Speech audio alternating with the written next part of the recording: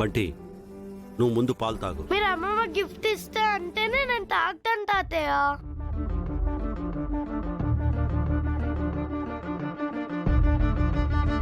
తమ్ముడు థింక్ చేస్తున్నాడు అంటే ఒప్పుకునేలాగే ఉన్నాడు. అదే గనక జరిగితే విరూపాక్షికి ఇంకో అడుగు దగ్గరవుతాడు. అది మాత్రం జరగకూడదు.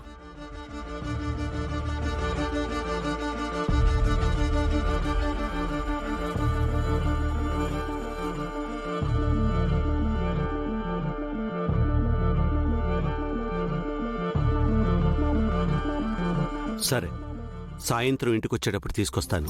సరదా సరదాగా సాగే ఈ స్నేహంలో సరిగా గమనిస్తే చాలా ఉంది.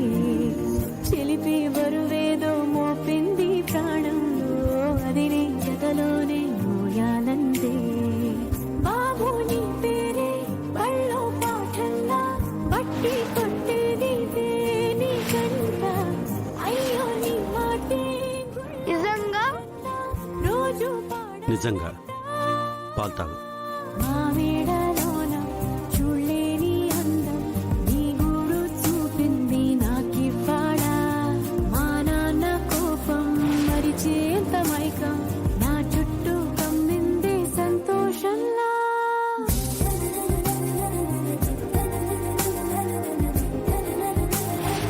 సూర్యప్రతాప్కి విరూపాక్షికి మధ్య పచ్చగడ్డేస్తేనే భగ్గుమనేలా ఉండేది. అలాంటిది రోజు రోజుకి పచ్చగడ్డి కాదు కదా, ఎండుగడ్డేసి మంట పెడుతున్నా మంట పుట్టట్లేదు. వీళ్ళు కలిసిపోతే నా బండారం బయటపడ్డం ఖాయం. అలా జరగకూడదు అంటే వీళ్ళిద్దరూ కలవకూడదు.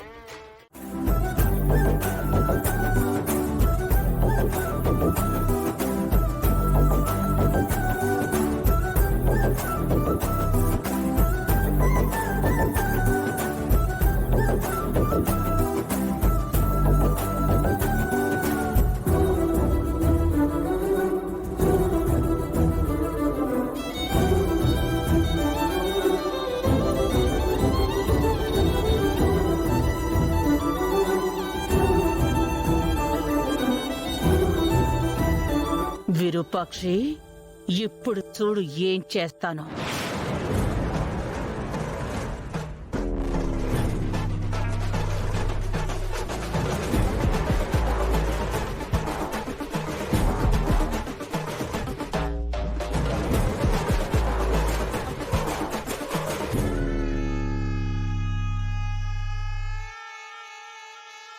ఆగో.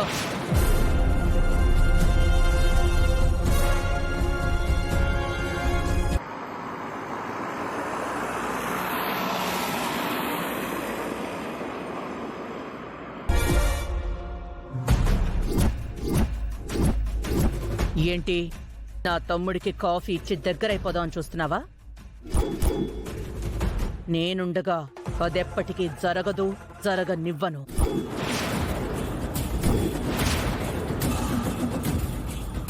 నీ చేత్తో కాఫీ ఇస్తే వాడు తాగుతాడో లేదో.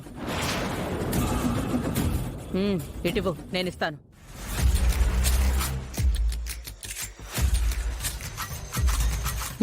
ఇవ్వమంటుంటే.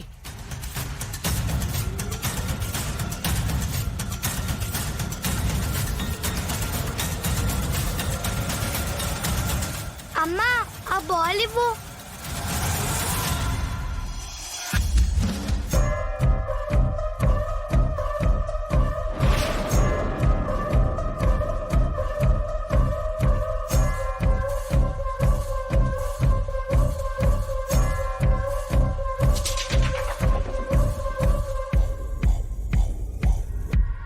మా అమ్మా నాన్నల మధ్య దూరాన్ని చెరిపే ప్రయత్నం నేను చేస్తుంటే నువ్వు మాత్రం ఆ దూరాన్ని పెంచే ప్రయత్నం చేస్తున్నావా?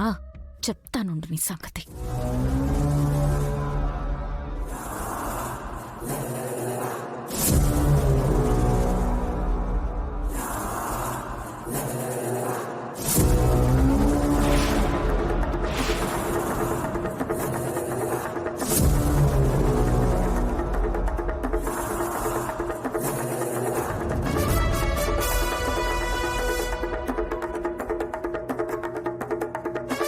మీ ఇద్దరిని ఏ సిచ్యువేషన్ లో ఇంట్లో ఉండనిచ్చానో ఆ విషయాన్ని మర్చిపోయి ప్రవర్తిస్తున్నారు. నా దృష్టిలో మీరిద్దరూ ఈ ఇంట్లో ఉంటున్న మనుషులు మాత్రమే, ఈ ఇంటి మనుషులు మాత్రం కాదు.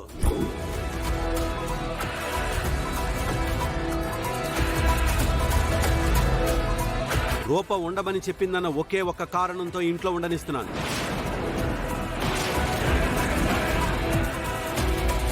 ఎంతలో ఉండాలో అంతలో ఉంటే అందరికీ మంచిది.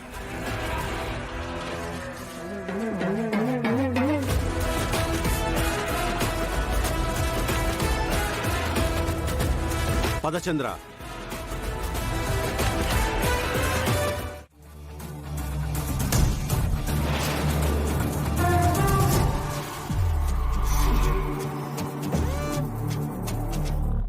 థ్యాంక్స్ విజయాంబిక. ఇంతకాలం సూర్యలో నా మీద కోపం, నీ మీద నమ్మకం కనిపించేవి. కానీ ఫస్ట్ టైం నీ మీద కోపం చూశాను.